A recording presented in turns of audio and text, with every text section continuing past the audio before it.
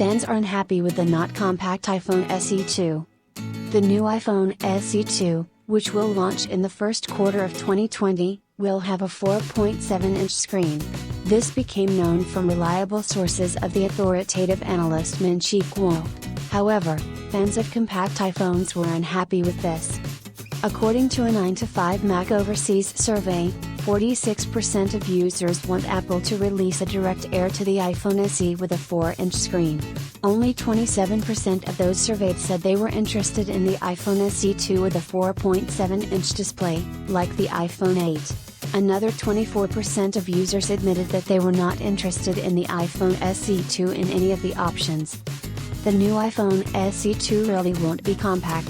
According to analyst Min-Chi Kuo, the smartphone received a case and a display, like the iPhone 8. This means that the smartphone will be equipped with a 4.7-inch screen. The presentation of the iPhone SE2 will be held in the first quarter of 2020. It is expected that the smartphone will be presented at the March presentation of Apple. Earlier we talked about everything that is reliably known about the iPhone SE2. iPhone SE2 should get a design like the iPhone 8, 4.7-inch LCD screen, Apple A13 processor and an improved camera.